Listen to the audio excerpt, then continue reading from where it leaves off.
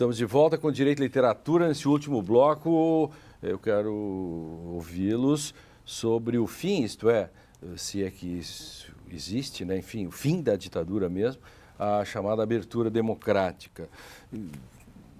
Nós temos aqui 3 textos, a Mancha, do Veríssimo, que vai tratar desse, um pouco com humor também, do envolvimento de a questão civil, empresários, o K, a questão da alienação e dos jovens que vão para a guerrilha, e a questão do Quarup também, que é uma história fantástica, e todas elas, se o nosso telespectador ler esses 3 livros, vai poder entender pela literatura de forma fantástica isso que aconteceu.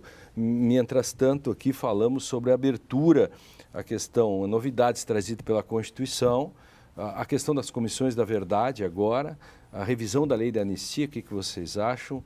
E há quem diga ainda que tem saudades da ditadura. São os 4 temas deste bloco.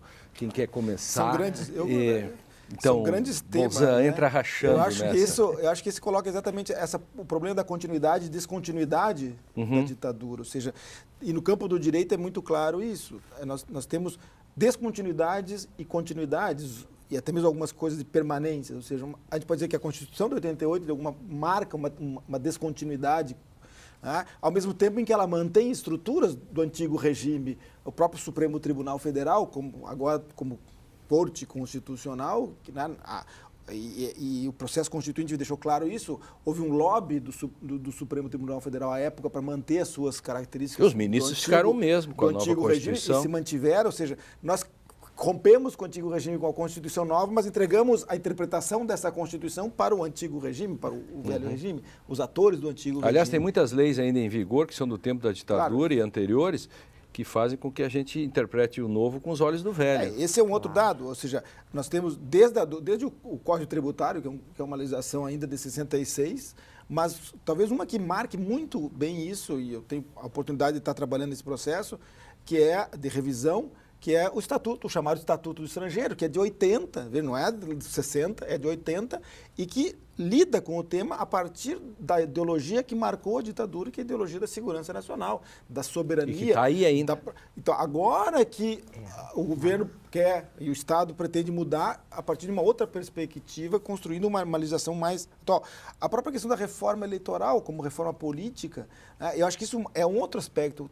O nosso ambiente político, aquilo que o Veríssimo mostra, ou seja, há uma continuidade, vocês muitos acham... atores que ainda estão do regime estão aí. E acho que explica. Acha que os vivos estão sendo governados ainda pelos mortos um pouco? Há muitos fantasminhas. Há muitos fantasmas ainda, Sérgio. Talvez para aproveitar um pouco do nosso positivismo gaúcho aqui do Júlio de Castilhos. Me surgiu pela fala do Bolzan, enfim. Acho que, de alguma forma, a gente consegue entender por que algumas coisas não andam. Acho que a gente está precisando também, do ponto de vista da história, dar uma olhada. Talvez uma ruptura. Ruptura, de fato, com esse aspecto fantasmagórico da ditadura. Desapareceram os corpos e ficaram as manchas para ficar no seu livro, né? Claro, mas é bem a ideia do que o Veríssimo pretende, ou seja, a pessoa chega e vê a mancha do sangue dele que escorreu no tapete que estava lá e que traz de volta todo o passado. Uma memória. E aí entra esta outra questão que é extremamente importante, que é a memória. Que memória? Quais memórias? Né? A memória só dos mortos? Esta memória que passa pelas não reformas também, né? Eu acho que também tem que se pensar. E a Comissão da Verdade, então? Sérgio?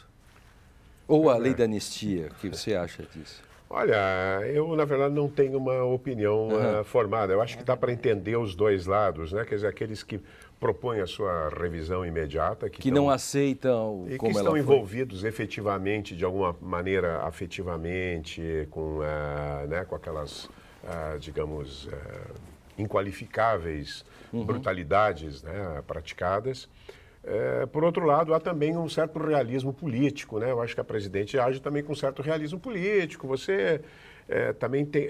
A gente sempre gostaria que todos os responsáveis fossem punidos. Esses dias um historiador me disse que centenas e milhares de nazistas criminosos foram simplesmente perdoados, esquecidos na né? Alemanha. Até porque né? eles não tinham nem quadros, né?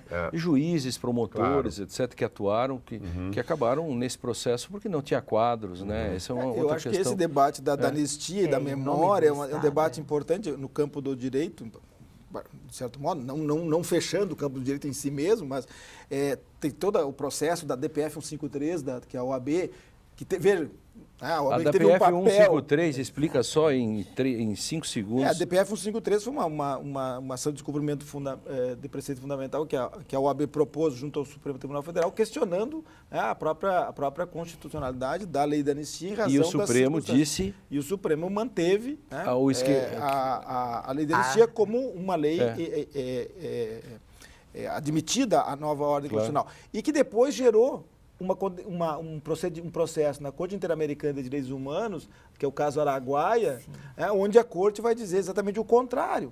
E aí coloca uma situação paradoxal para o Brasil. Ou seja, nós assinamos um contrato. Ao mesmo tempo em que internamente diz que a lei é constitucional, externamente ele é chamado a revisar essa legislação em nome de um pacto que foi assinado pelo Brasil de respeito aos direitos humanos na América Latina. E o que mais chama a atenção, o Sérgio e a Heloísa, que vocês querem sobre esse processo pós já da redemocratização ou do próprio golpe, cultural, o que mais chama a atenção? No campo cultural, na época, foi muito intensa digamos assim, a publicação de documentação e, sobremodo, de textos, né? Por exemplo, se você pensar o que o livro, que é Isso, Companheiro, do Fernando Gabeira, vendeu na época, assim, ele vendeu em 2, 3 meses, e vendeu muito mais depois, 200 mil exemplares. O livro Os Carbonários, do Alfredo Sirkis, vendeu 100 mil exemplares, assim, também num jato. As pessoas estavam ansiosas, quer dizer, que havia um ocultamento da história concreta, ou pelo menos de todos os aspectos da história. São livros muito importantes, eu considero livros, porque trazem também uma revisão da guerrilha, porque eu acho que é importante também frisar o que esses homens, o Sirkis era um menino, né, de 16 anos, o Gabeira já era um jornalista jovem, mas já consagrado quando entrou na guerrilha. É uma ideia uma autocrítica muito dura, implacável, quanto o caminho da guerrilha, né? Quer dizer, o caminho da guerrilha, na verdade, que ao mesmo tempo que revelava um heroísmo, uma disposição para o sacrifício fantásticos, por outro lado... Mas foi um tiro no pé. Claro, por outro lado, permitiu que o governo, eu diria que se não existisse a guerrilha, ela teria sido inventada.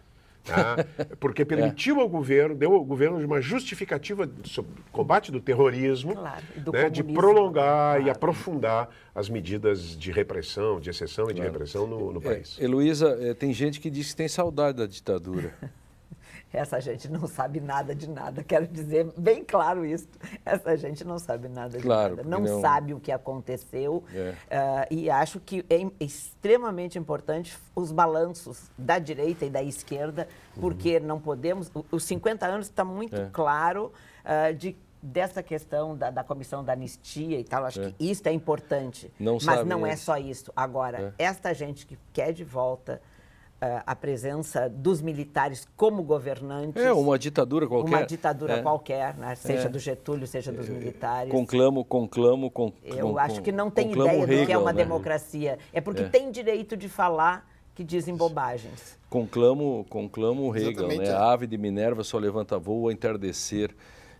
A ciência, Marx dizia que a ciência da história, né? As pessoas têm que compreender esse processo autorreferencial da história, né? E talvez essa coisa da memória, eu acho que é importante. Eu lembro agora uma passagem do 84 do Orwell, que ele fala que quem controla o passado controla o futuro. Claro. E era esse livro que você queria ter trazido, não? Talvez, esse era um livro que eu pensei também, que poderia, como a Revolução dos Bichos, também do Orwell, ou seja, que são temas que poderiam ser interessantes. E você, Sérgio, qual é o livro Outros, entre tantos? Haveria muitos, porque nos anos 70, a literatura, especialmente, ela tratou muito diretamente dessa questão, diretamente em termos, porque você também não podia falar diretamente, mas seja sob a forma de simbólica, metafórica, romances tipo Sombra de Reis Barbudos, do José J. Veiga, seja sob uma forma quase direta. A literatura não foi muito perseguida, na verdade, né? Foi mais a TV, né? O jornal. O cinema, O jornal. E, jornal, música. e a música popular e o teatro, teatro, porque tem claro. um contato direto. O teatro muito, Mesmo né? assim, cerca de 500 obras foram censuradas, mas muitas delas eram foram censuradas por pornografia, obscenidade. Tá. Heloísa, qual é o livro? Traria um do Flávio Tavares, o novo agora. Pode mostrar, pode mostrar. Ou este aqui também, fazer propaganda pro dia Flávio. em que Getúlio matou Allende também. Né? Embora ele o título não diga nada, Claro, ele claro. perpassa o período também. Né? Então, acho também uma leitura interessante. Bom, quando você olha tudo isso, né, eu me lembro, eu sou também anterior à Constituição, portanto eu fui recepcionado, por exemplo, o programa de Direito e Literatura, né, eu sou constitucional, fui recepcionado, sou anterior à Constituição. Então, o que a gente fazia nessa época? Né? A gente, nos braços, nas brechas da institucionalidade, nós buscávamos umas condutas acionalistas, assim, do tipo, se trabalhava direito alternativo, que era exatamente o Estado mau, a estrutura jurídica ruim, se precisava tentar convencer os juízes de que, nas vaguezas e ambiguidades da lei, nós podíamos alcançar os direitos. Ou seja, e mais, a gente queria...